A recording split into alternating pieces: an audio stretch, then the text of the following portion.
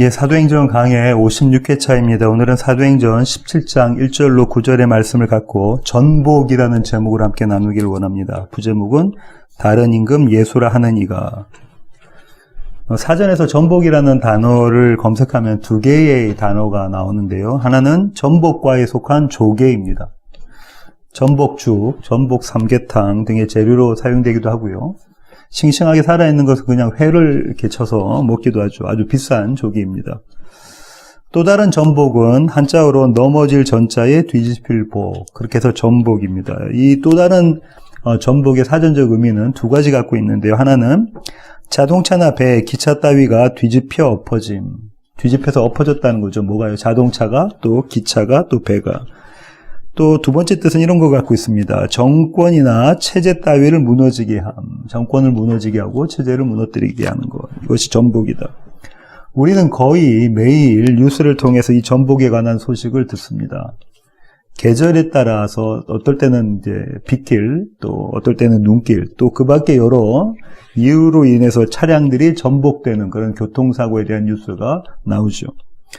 또 요즘에는 그 미얀마에는 쿠데타, 군부, 군사 정권에 맞서는 미얀마 사람들의 민주화 운동이 있지 않습니까? 그러니까 괴뢰 정권을 전복시키기 위한 그들의 민주화 투쟁이 있습니다. 우리는 이렇게 전복에 대한 이야기들을 매일 듣는데요. 오늘 나눌 내용도 이 전복, 업사이드 다운에 대한 내용입니다. 바울 일행은요, 빌립보에서 엄청난 고생을 했습니다. 그죠? 옷이 찢겨지고 매를 맞는 고생을 했는데, 그 고생을 하고서도 다시 바울 일행은 선교 여행을 떠납니다. 우리 이런 생각을 가질 수가 있습니다. 그죠? 그렇게 고생을 했는데 어떻게 또 다시 선교 여행을 떠날 수가 있을까? 어떻게 그런 결정을 하고 그런 행동을 할 수 있었을까? 이런 질문이 들잖아요? 우리 같으면 그렇게 하지 못했을 텐데, 그죠? 바울이 데살로니가 교회에 편지의 내용을 보면 그 이유를 알 수가 있습니다. 데살로니가 전서 2장 1절부터 2절입니다. 데살로니가 2장 1절로 2절. 제가 한번 읽어보겠습니다. 형제들아, 우리가 너희 가운데 들어간 것이 헛되지 않은 줄을 너희가 친히 아나니. 바울과 그 일행이 데살로니가에 간 것이 헛되지 않다는 거예요. 너희가 아는 바와 같이 우리가 먼저 빌립보에서 고난과 능욕을 당하였으나, 그렇죠? 어마어마한 고난을 당했습니다. 그죠? 우리 하나님을 힘입어 많은 싸움 중에 하나님의 복음을 너희에게 전하였노라. 우리가 하나님의 복음을 데살로니가에 있는 교회 성도들에게 전했다고 하는데요. 어떻게, 무엇이 원인이 돼서? 하나님을 힘입어. 하나님의 지혜와 하나님의 능력으로 그 일을 했다고 지금 바울이 이야기하고 있는 겁니다. 도대체가 우리는 이해할 수 없는 그 고생을 하고 그 매맞음을 맞고 감옥에 투옥되고 그러고 나서도 이제는 집에 돌아갈 만도 한데 다시 데살로니아에 가서 복음을 전한 것은 그들의 지혜와 그들의 능력이 아니라 하나님의 지혜와 하나님의 능력이었다라고 바울이 고백하고 있습니다. 이렇게 하나님을 힘입어서 찾아간 곳이 데살로니가였고요. 이어서 베레아를 가고 아덴을 갑니다. 사도행전 17장은 이 세 도시의 선교가 어떻게 이루어졌는지, 다시 말하면 데살로니아와 그다음 베레아, 그다음에 아덴의 선교 이야기에 대한 것입니다. 본문의 내용을 먼저 한번 파악해 보죠. 1절입니다. 그들이 암비볼리아와 아볼로니아로 다녀가 데살로니가에 이르니 거기 유대인의 회당이 있는지라. 데살로니가는 마게도니아의 수도입니다. 가장 큰 도시라고 볼 수 있고요. 빌립보에서 165km 떨어진 곳이라고 해요. 상업 중심적인 항구 도시입니다. 다른 지중해 연안의 항구 도시들이 그렇듯이 이 도시들도 자신들의 종교 생활을 자랑 삼은 도시예요. 그래서 그리스 신들에 대해서 헌신의 표현으로 여러 가지 종교 활동들을 했다고 그래요. 이벤트들을 했다고 그래요. 이 데살로니가 도시에 특이한 점이 한 게 있는데 그게 뭐냐면 자치권을 보장받았다고 합니다. 자치권을 보장받았어요. 이스라엘, 그러니까 유다는 자치권을 보장받지 못해서 총독이 와 있었잖아요. 로마 제국에 총독이 와 있었었는데 이 데살로니가는 자기들이 선출한 그런 행정 지도자들이 한 5명에서 6명쯤 된다고 신학자들은 이야기하는데요. 오늘 본문에서는 그 행정 지도자들을 읍장이라고 이야기하고 있습니다. 자기들이 직접 선거에서 투표해서 선출한 그들이 도시를 다스리는 그런 구조로 되어져 있었습니다. 그러니까 어마어마한 자부심을 갖고 있었겠죠. 그 데살로니가에 바울 일행이 도착해서 가장 먼저 했던 일이 유대인의 회당을 찾아가는 것이었습니다. 바울은 늘 그렇게 했었죠. 유대인의 회당이 있다면 그곳에 먼저 가서 복음을 전했습니다. 그 이유는요, 신학자들은 두 가지를 보는데 한 가지는 이런 겁니다. 성경이 있잖아요. 물론 구약이었겠죠. 구약 성경이 있으니까 그 구약 성경을 가지고 복음을 전하기 위한 접촉점으로 삼는 겁니다. 유대인 회당에 모인 모든 사람들은 성경을 알고 있었고 그 성경이 무엇을 의미하는지를 바울과 그 일행이 풀어줬다는 거죠. 그렇게 선교의 또 전도의 접촉점으로 삼기 위해서 그곳을 갔다. 또 한 가지 이유는요, 이런 겁니다. 바울은 먼저 유대인들에게 복음을 전하려고 애를 썼다는 거예요. 그 다음에 이방인들에게, 먼저 유대인들에게 복음을 전하려고 애를 썼다는 거죠. 둘 중에 한 가지만 이유가 되는 건 아니고요. 아마도 두 가지 다 이유가 되지 않을까 싶습니다. 그렇게 유대인 회당을 찾아간 바울이 이제 강론을 합니다. 2절부터 3절입니다. 바울이 자기의 관례대로 그들에게로 들어가서 새 안식일에 성경을 가지고 강론하며 뜻을 풀어 그리스도가 해를 받고 죽은 자 가운데서 다시 살아나야 할 것을 증언하고 이르되 내가 너희에게 전하는 이 예수가 곧 그리스도라 하니. 새 안식일이라는 것은 3주 정도가 거기서 계속해서 그렇게 했다는 거죠. 3번 정도, 적어도 3번 정도. 무엇을 가지고 이야기를 하는 거냐면, 무엇을 가지고 나눈 거냐면 성경을 가지고 나눴다고 합니다. 교회가 해야 될 일이 이건 거예요. 다른 거 어떤 건 아니라 이 하나님의 말씀, 그분의 약속을 가지고 나누는 거죠. 강론하면서 뜻을 풀었다는 것은 이런 겁니다. 성경에 구약에 나와져 있는 어떤 예언이 있는데 그 예언이 그리스도의 사망과 부활을 이야기하고 있는 것이다.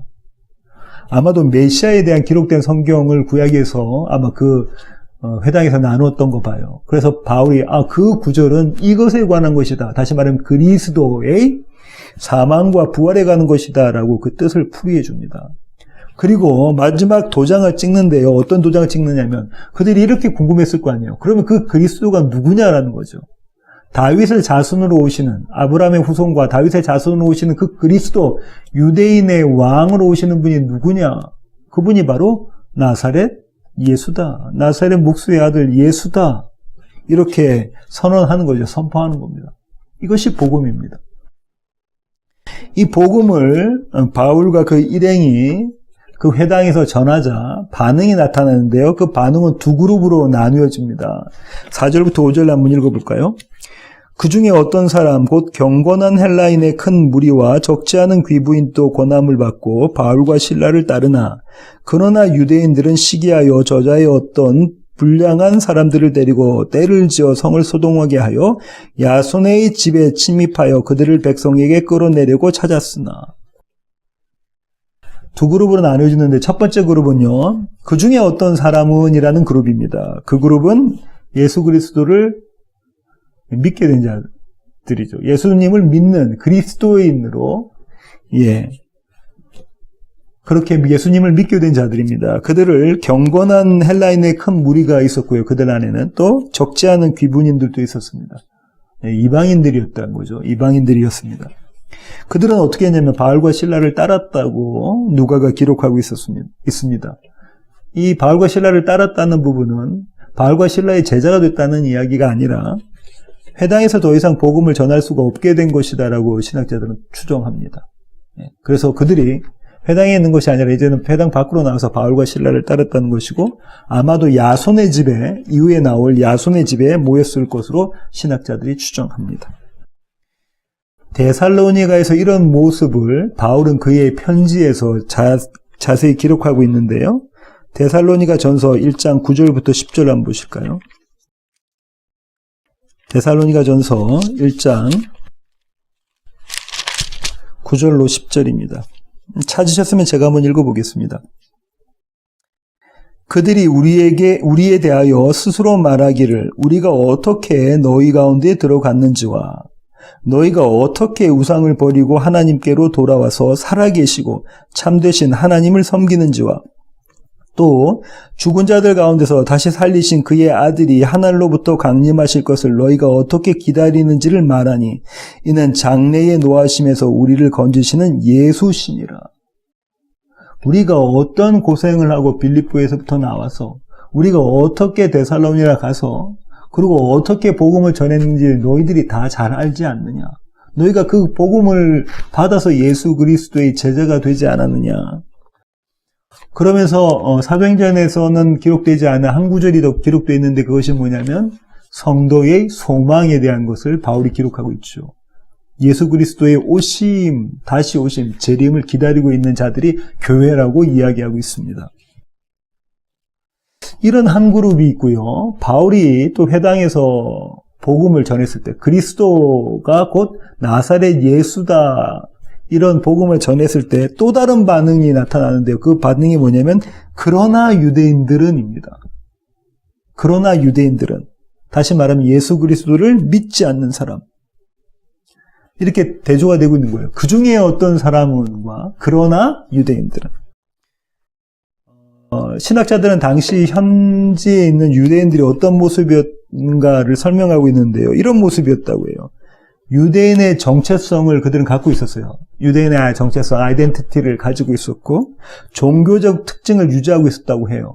그러니까 그 유대교를 잘 지키고 있었다는 겁니다. 그 헬라와 그 다음에 로마의 신들, 그 이방 신들이 판을 치는 그 데살로니가에서도 그들이 믿음이었던 유대교를 잘 지키고 있었던 사람들이 유대인들이었다고 해요. 다시 말하면 신실한 유대인이었습니다. 그죠? 또 한편으로는요, 그곳에서 누렸던 권리와 혜택을 포기하지 않으려고 했던 자들입니다. 다시 말하면 경제적으로 어느 정도 수준에 올라와 있고 또 사회적인 지위도 가지고 있는 자들이었다는 거죠. 그것을 손쉽게 놓지 않겠죠. 그러면 그죠? 그런 자들이었다는 겁니다. 다시 말해 삶의 여유도 있었다는 거예요. 열심히 신앙생활도 하고 삶의 여유도 있는 그런 사람들이 당시 데살로니가에 있는 유대인들이었다라는 거죠. 그런 그들의 모습은 우리의 삶과 별반 다르지 않습니다. 그죠? 우리도 열심히 믿음 생활을 하고 또 경제적인 또 삶의 여유도 누리려고 그렇게 노력하고 있지 않습니까? 그런데 이 유대인들은요, 바울 일행을 시기합니다. 그러나 유대인들은 바울 일행을 시기해요. 여기서 시기하다, 시기하여라는 이 단어는요, 단순히 사전적 의미의 샘을 내고 미워하는 정도, 그 정도의 수준이 아닙니다. 한번 이렇게 생각해 볼게요. 그들이 누리고 있는 경제적인 혜택과 종교의 자유, 종교적인 자유. 즉, 뭘 누리고 있냐면 그들은 잘 살고 있고, 또 그들의 신앙생활을 마음껏 할 수 있었단 말이죠. 그래서 회당도 짓고, 그 회당 안에서 모세의 오경을 비롯한 하나님의 말씀, 구약의 말씀을 그들이 나눠놓고 그 말씀대로 율법을 지키면서 살아갔다는 거예요. 그런데 이 경제적 혜택과 종교적 자유를 잃어버릴 수도 있다라는 위기감이 그들에게 왔습니다. 대단히 위협적인 겁니다. 그죠? 바울 일행이 전한 예수 그리스도, 나사렛 예수가 그리스도라는 이 복음은 그를 믿는 자만 구원을 받는다. 그들만 하나님 나라의 백성이 된다라는 이 복음은 그들에게 대단히 위협적인 것이었습니다. 그래서 그들은 시기의 행동을 하게 됩니다. 그 시기의 행동이 뭐냐면 성을 소동하게 하였다는 거예요. 성을 소동하게 하였다. 소란을 피웠다는 거죠. 요즘 같으면 이런 겁니다. 예, 돈 많은 사람들이 불법 용역 회사를 고용해서 문제를 해결하는 방식입니다. 아주 저급하고 마땅치 않은 그런 해결 방식입니다. 그죠? 그런데도 조금 전에 제가 말씀드렸던 그들의 삶의 터전을 완전히 뒤흔들어 놓을 만한 이 놀라운 사건이 일어나면 어쩔 수 없이 그 방법을 선택하지도 할 수도 있지 않을까? 이렇게 생각해 볼 수도 있는 거예요. 그죠? 잘 생각해 보십시오. 지금까지 그들은 종교적인 자유를 누려가면서 율법을 잘 지키면서 살았던 유대인들입니다. 나는 선민이고 우리는 선민이고 하나님께서 택하신 백성이고 우리에게는 구원이 있다. 우리는 아브라함과 다윗의 자손이다. 그걸 자랑 삼아 율법을 지켜가면서 안식을 지켜가면서 살았던 자들이에요. 그리고 경제적인 혜택도 누리고 삶의 여유도 누렸던 사람들인데 어느 날 나타난 바울과 실라와 그 일행들이 전하는 나사렛 예수의 복음이 그들의 삶의 터전을 완전히 흔들어 버린다니까요. 지금껏 쌓아올린 모든 것이 한순간에 무너지는, 공든탑이 무너지는 그런 상황 가운데 있습니다. 그래서 난리를 친 겁니다. 그래서 그들은 바울 일행을 체포하기 위해서, 붙잡기 위해서, 그리고 그들이 잘못 전하는 복음, 이 안 좋은, 이 전염병과 같은 이 복음을, 이게 잘못됐다는 것을 드러내기 위한 증거를 확보하기 위해서 야손의 집으로 쳐들어가죠. 야손의 집으로 쳐들어갑니다. 그런데 그들은 바울 일행을 붙잡는 것에 실패합니다. 그래서 차선책으로 그 집의 주인이었던 야손과 형제들을 붙잡아 옵니다. 6절부터 7절 한번 보실까요? 발견하지 못하며 야손과 및 형제들을 끌고 읍장들 앞에 가서 소리질러 이르되 천하를 어지럽게 하던 이 사람들이 여기도 이르매 야손이 그들을 맞아들였도다. 이 사람들이 다 가이사의 명을 거역하여 말하되 다른 임금 곧 예수라는 이가 있다 하도이다 하니. 고발의 내용이 뭡니까? 고발의 내용이 누굴 지금 고발하는 거냐면 바울 일행이 있었으면 그들을 붙잡았으면 그들을 고발했을 텐데 지금 누굴 고발하냐면 야손과 붙잡은 그 형제들이라고. 교회에 그렇게 바울이 전한 그리스도 예수의 복음으로 인하여 예수를 믿게 된 자들, 그들을 붙잡아서 그들을 지금 고발하는 거예요. 첫 번째 고발 내용은 뭐냐면 천하를 어지럽게 하던 이 사람들이 여기까지 이르렀다. 여기까지 이르렀다는 거예요. 그리고 야손이 그들을 맞아들였다는 거죠. 천하를 어지럽게 했다는 이 유대인들의 주장이 전혀 생뚱맞은 건 아닙니다. 전혀 근거 없는 주장은 아니에요. 한번 보실까요? 바울과 그 일행이 가는 곳곳마다 그 지역에 있던 유대인들과 현지 유대인들, 그러니까 디아스포라 유대인들과 분쟁이 있었습니다. 다툼이 있었어요. 또 심지어는 그곳에 살고 있는 이방인들과도 그리고 그들과도 숱한 충돌이 있었죠. 많은 도시에서 쫓겨납니다. 추방당해요. 문제를 일으키고 다니는 사람들이라는 거예요. 그죠? 네, 맞습니다. 눈으로 보기에는, 우리가 가시적으로 보기에는 바울과 그 일행은 문제거리의 사람들인 거예요. 문제거리의 사람들입니다. 천하를 어지럽히게 하는 사람들인 거예요. 이 천하를 어지럽히게 하다를 이 유대인들 좀 더 확대 해석해서 그리고 고발하죠. 로마 제국을 전복하려고 한다. 이건 반역죄다라고 이야기하는 거죠. 이건 반역죄다. 그리고 한 가지 더 고발의 사유를 설명하는데요. 이 사람들이 가이사의 명, 황제의 명, 시죠. 가이사의 명을 거역하여 말하되 다른 임금 곧 예수라 하는 이가 있다. 또 다른 임금이 있다는 거예요. 또 다른 임금에서 여기 임금이라는 것이 헬라어로 바실레우스인데요. 이거는 당시에 황제에게 사용하는 단어였거든요. 임금, 왕, 이 얘기예요. 그러니까 지금 뭐라고 하는 거냐면 항명을 한다는 거예요. 반역을 한다는 거죠. 대단한 죄입니다. 그죠? 중죄예요. 이런 고발의 내용을 이렇게 접한 이 읍장들은 데살로니가 도시의 그 지도자들은 결정을 내려야 되잖아요. 그게 8절부터 9절입니다. 무리와 읍장들이 이 말을 듣고 소동하여 야손과 그 나머지 사람들에게 보석금을 받고 놓아주니라. 이 말을 듣고 소동했다고요. 소동할 만합니까? 예, 소동할 만합니다. 반역죄로 발견되면 어떻게 되냐면 그 반역을 일으키려고 모의했거나 시도했던 모든 사람들은 다 사형됩니다. 목숨을 잃게 돼요. 왜냐하면 가장 심각한 범죄가 반역죄입니다. 여기는 용서가 없어요. 예외가 없어요. 모든 자들은 다 반역하면 죽이게 되어져 있어요. 황제의 형제들이라도 죽여버리니까요. 하물며 이 유대 사람들은 무조건 죽이게 되어져 있는 거죠. 이게 반역죄입니다. 근데 지금 이 반역죄로 고발을 당한 거예요. 근데 이 반역죄가 만약에 그 데살로니가 도시에서 일어난다고 하면 이 데살로니가는 지금까지 자치권을 누리고 있었는데 그것도 뺏길 뿐더러 대단한 예, 대단한 위험이 있게 되는 거죠. 그 모든 도시에 있는 사람들한테. 그러니까 이 말을 들은 읍장들이 소동할 수밖에 없습니다. 놀라고 경악해하죠. 당황합니다. 그리고 이들에게 보석금을 받고 이 야손과 형제들을 내어줍니다. 이 얘기는 그냥 단순히 돈 받고 그 사람을 내려줬다, 그러니까 뒷돈 받고 내어줬다, 이 정도의 수준이 아니고요. 신학자들은 이렇게 이야기하는데요. 이 추방 선언은 앞으로 바울 일행이 그곳에 다시 오지 못하도록 하는 강력한 선언이라는 거예요. 다시 그곳에 오지 못한다라는 거예요. 데살로니가 전서 2장 15절부터 18절 한번 보실까요? 데살로니가 전서 15절부터 18절 한번 제가 읽어보겠습니다. 유대인은 주 예수와 선지자들을 죽이고 우리를 쫓아내고 하나님을 기쁘시게 하지 아니하고 모든 사람에게 대적이 되어 우리가 이방인에게 말하여 구원받게 함을 그들이 금하여 자기 죄를 항상 체험해 노하심이 끝까지 그들에게 임하였느니라. 형제들아, 우리가 잠시 너희를 떠난 것은 얼굴이요 마음은 아니니 너희 얼굴 보기를 열정으로 더욱 힘썼노라. 그러므로 나 바울은 한 번, 두 번 너희에게 가고자 하였으나 사탄이 우리를 막았도다. 신학자들은 여기서 사탄이 우리를 막았도다라가 이 읍장들의 결정 때문에 그렇게 됐다라고 생각합니다. 네, 가능한 이야기죠. 여기까지가 오늘 본문의 내용을 쭉 한번 살펴본 건데요.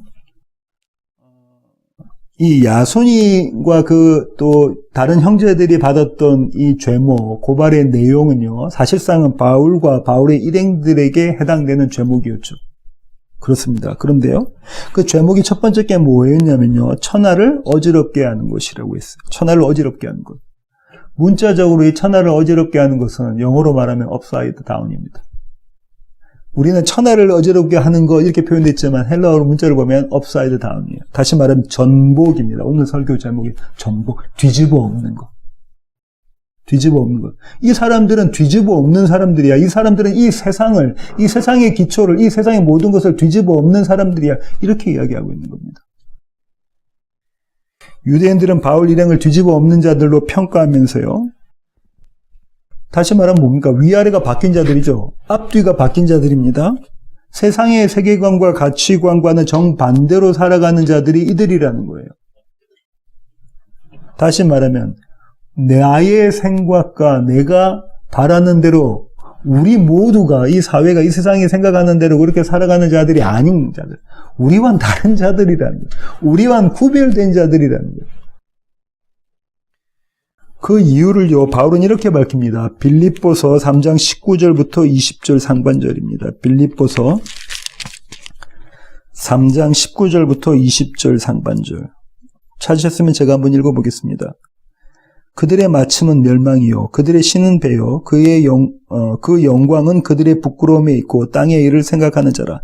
그러나 우리의 시민권은 하늘에 있는지라. 조금 이따 다시 한번 더 찾아볼 테니까 빌립보서 3장 그대로 열어놓으시고요. 지금 바울이 무엇이라고 얘기하냐면, 그들은 한마디로 말하면 그들은 땅에 속한 자들이라는 거예요. 그들은 땅의 것들을 생각한다. 땅에 속한 자, 눈에 보이는 것을 바라보고 있는 자, 거기에 소망을 두고 있는 자, 거기에 그들의 생명을 붙잡힌 바 된 자들이 그들이라는 거예요. 그러나 우리는 어떻다는 거죠? 우리의 시민권은 어디 있다고요?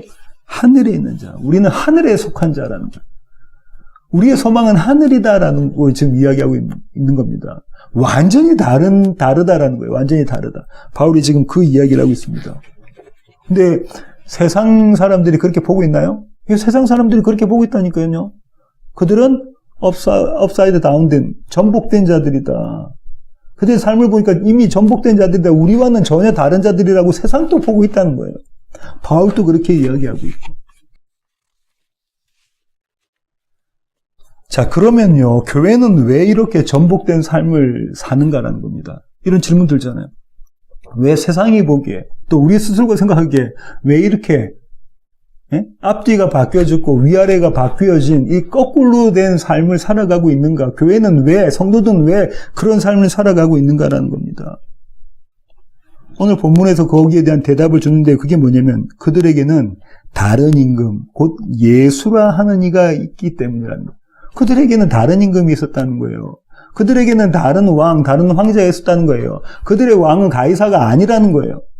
그들의 왕은 시저가 아니라는 겁니다. 로마의 황제가 아니고 그들의 왕은 예수시다라는, 다른 왕이 그들에게, 다른 임금이 그들에게 있었다는 거예요. 예수의 통치하에 있는 사람들입니다. 그죠? 왕은 백성을 다스리니까 예수의 통치 아래에 있는 자들이 모두 다 교회라는 겁니다.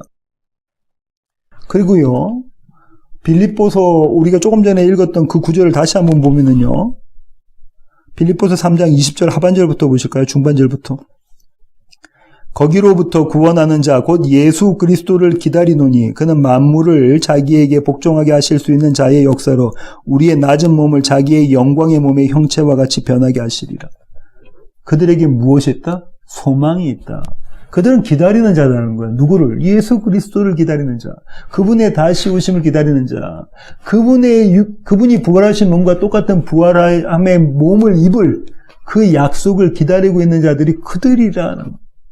세상은 꿈꾸지도 못하고 전혀 생각하지도 못하는 그 소망을 움켜잡고 살아가는 자들이 그들이다, 교회다, 이렇게 이야기하고 있네요. 정리하면 이렇습니다. 세상에 보기에 교회는, 성도는, 우리는 어떤 자들이냐면 전복된 자들입니다. 그죠? 업사이드 다운 된다. 뒤집혀 엎어진 자들이에요. 뒤집어진 자들이라는 거예요. 그리고 세상은 그 이유를 알고 있습니다. 그들이 왜 그렇게 전복되어졌는지, 세상은 어지럽혀졌는지, 업사이드 다운 됐는지, 왜 거꾸로 되어졌냐면 예수라는 사람 때문에 그렇대. 예수라는 사람. 그 예수가 그들에겐 다른 임금이기 때문에 그렇다는 거예요. 그 예수가 그들에게는 다른 임금이기 때문에 그렇다는 겁니다. 그들은 예수 그리스도를 원인으로 보고 있어요. 그렇죠? 그래서 세상은 교회를, 성도를 뭐라고 부르냐면 예수쟁이라고 부릅니다. 그죠? 그리스도인이라고 불러요. 영어로는 크리스찬이라고 불러요. 왜냐하면 그들의 삶의 이유가 그리스도이기 때문에, 예수이기 때문에 예수쟁이 그리스도인이라고 부른다는 겁니다. 세상은 그걸 알고 있어요. 무엇을 보고요? 교회의 성도의 거꾸러진, 달라진, 뒤엎어진, 업사이드 다운된, 전복된 그들의 삶을 보고 그렇게 여긴다는 거죠. 설교의 결론을 맺도록 하겠습니다. 유대 총독 빌라도 앞에 서신 예수님은요, 나사렛 예수님은 빌라도에게 이런 질문을 받으십니다. 요한복음 18장 33절입니다. 요한복음 18장 33절입니다. 이에 빌라도가 다시 관정에 들어가 예수를 불러 이르되 네가 유대인의 왕이냐? 네가 유대인의 왕이냐? 너 왕 맞니? 유대인의 왕 맞니? 이렇게 물어보죠. 37절. 빌라도가 이러면 그러면 네가 왕이 아니냐? 다시 물어봅니다. 그러니까 네가 왕 아니니?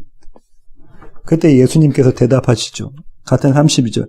예수께서 대답하시되 네 말과 같이 내가 왕이니라. 내가 이를 위하여 태어났으며 이를 위하여 세상에 왔나니 곧 진리에 대하여 증언하려 함이로라. 무릇 진리에 속한 자는 내 음성을 듣느니라 하신대. 주님 뭐라고 말씀하시냐면 네 말처럼 내가 왕이다. 내가 왕인데 내가 이 일을 위해서 이 세상에 왔다. 창세전에 작정된 그 계획대로, 하나님의 계획대로 내가 이 일을 위해서 이 세상에 왔다. 그리고 내게 속한 자들은 내가 누구인지를 안다는 거죠. 진리를 안다는 것이죠. 빛을 알아본다는 거예요. 세상은 어둠은 빛을 알지 못하지만 하나님께 속한 자, 하나님의 능력으로, 하나님의 지혜로 그렇게 볼 수 있게 된 자, 듣게 된 자들은 나를 다른 임금으로 알아본다. 이렇게 지금 말씀하고 계시네요. 이렇게 말씀하고 계십니다. 주님의 이게 선언이십니다. 주님의 왕 되심, 메시아 되심, 그리스도 되심. 주님의 다른 임금 되심. 주님의 이 선언에 대해서 세상은, 유대인들은 어떻게 반응했는가 한번 보실까요? 요한복음 19장 12절 보시겠습니다. 19장 12절. 이러함으로 빌라도가 예수를 놓으려고 힘썼으나 죄가 발견되지 않았으니까요. 유대인들이 소리질러 이르되 이 사람을 놓으면 가이사의 충신이 아니니이다. 무릇 자기를 왕이라 하는 자는 가이사를 반역하는 것이니이다. 무릇 자기를 왕이라고 이야기하는 사람은 가이사를 반역하는 것이다. 죽어 마땅한 자다라고 이야기합니다. 조금 더 보겠습니다. 14절. 이날은 유월절의 준비일이요 때는 제6시라 빌라도가 유대인들에게 이르되 보라 너희 왕이로다. 유대의 왕이잖아요. 보라 너희 왕이로다. 15절. 그들이 소리 지르되 없이 하소서 없이 하소서. 죽여라 죽여라는 거죠. 그를 십자가에 못 박게 하소서. 빌라도가 이르되 내가 너희 왕을 십자가에 못 박으랴. 대제사장들이 대답하되 가이사 외에는 우리에게 왕이 없나이다. 가이사 외에는 우리에게 왕이 없나이다. 우리에게 다른 임금은 없어요. 우리에게 다른 임금은 없습니다. 우리는 업사이드 다운돼서 살아가는 전복된 삶을 살아가는 자들이 아닙니다. 세상과 똑같이 세상과 나란한 모습으로 살아가는 자들이 우리예요. 우리에게 왕은 가이사밖에 없습니다. 이 반응이 데살로니가에 있는 유대인들이 보인 반응이에요. 열심으로 믿음 생활, 신앙생활 한다고 하고 율법을 지켜내며 또 부유하게 살아가면서 그들의 삶이 전혀 전복된 모습이 아닌 세상과 똑같은 모습으로 살아가는 그들이 내린 결론이 뭐라고요? 우리에게 다른 임금은 없습니다. 유도선 목사님은요, 오늘 본문의 주석을 마치신 후에 그분의 주석서를 보시면 오늘 본문을 이렇게 쭉 이렇게 설명을 해놓고 그걸 마친 다음에 이런 질문을 던지시는데요. 그러면 과연 우리는 어떠한가? 우리는 지금 세상을 어지럽히고 있는가? 세상이 보기에 우리 때문에 세상이 어지럽혀지고 있는가? 그렇게 업사이드 다운된 삶, 다시 말해 전복되는 인생을 우리가 살아가고 있는가? 우리의 삶의 모습이 세상과는 전혀 다른 구별된 삶의 모습으로 살아가고 있는가? 그래서 세상이 보기에 우리는 그들과 다른 임금을 섬기고 있는가? 아니면 여전히 가이사 외에는 우리에게 왕이 없나이다의 모습으로 살아가고 있는가? 세상이 도대체가 구별할 수 없는 자신들과 똑같다고 여기는 그 모습으로 가이사 외에게 나에겐 다른 왕이 없어요 라는 모습으로 우리가 하루하루를 살아가는가? 저와 여러분은 어떤 모습으로 살아가고 있습니까? 가장 가까이에 있는 우리의 가족, 그죠? 우리의 동료, 우리 옆에 있는 이웃들이 우리를 볼 때, 우리는 세상을 어지럽히고, 다시 말하면 전복된 삶을 살아가고, 세상의 임금이 아닌 다른 임금, 예수 그리스도를 따르고, 그렇게 살아가는 자들의 모습으로 비춰지나요? 이 질문에 대한 대답을요, 바울이 찾았던 것처럼, 하나님을 힘입어, 그렇게 전복된 삶을 살아가는, 그렇게 다른 임금을 섬겨가며 살아가는 그런 세워지는 교회, 모든 교회 가족 되기를 원합니다. 그런 한 주간이 되시기를 바랍니다. 기도하시겠습니다. 주님, 그렇습니다. 하나님, 우리는 예수님 당시에 대제사장이 외쳤던 것처럼 가이사 외에게 우리에게 다른 왕은 없습니다 라는 고백으로 삽니다. 오늘 본문에 있는 데살로니가에 있는 유대인들처럼 예수 믿는 자들을 고발하는 그 모습으로 내가 지금 갖고 있는 것, 내가 소유하고 있는 것, 내가 누리고 있는 그것들이 가장 큰 주인으로 임금으로 그렇게 살아가고 있는 자들의 모습이 우리입니다. 하지만 하나님, 이런 우리들을 그대로 내버려 두지 않으시고 하나님으로 힘입어 우리의 모습을 바꾸어 가십니다. 우리의 삶의 모습이 업사이드 다운되게 전복된 삶으로 살아갈 수 있도록, 그런 삶의 시간과 인생을 보낼 수 있도록 주님, 우리를 만들어 가십니다. 주님, 이것이 은혜입니다. 하나님, 내일부터 우리가 시작되는 그 새로운 삶 가운데서 시간 가운데서 이 전복된 삶을 살아가는 자들로 주님 저희들을 세워주시옵소서. 그저 머리로 알고 그치는 그런 복음 아니라 주님의 하나님의 힘을 입어서 그렇게 그런 삶을 세상이 우리를 보고 저들은 다른 모습이다라고 세상을 혼란스럽고 어지럽히게 하는 자들이라고 다른 임금을 섬기는 자들이라고 그렇게 판단할 수 있도록 그런 삶 살아가는 우리 세워지는 교회 모든 지체들 되게 하여 주시옵소서. 이제는 우리 주 예수 그리스도의 놀라우신 구원의 은혜와 하늘아버지의 크고 극진하신 사랑과 우리 안에 내주하셔서 우리로 하여금 전복된 삶을 살아가게 하시며 예수 그리스도라는 다른 임금을 섬기게 만들어 가시는 성령님의 충만하심이 이제 주님 앞에 머리 숙인 세워지는 교회 모든 지체들 머리 위에 이제로부터 영원토록 함께 하시기를 예수 그리스도의 귀하신 이름으로 간절히 축원하옵나이다. 아멘.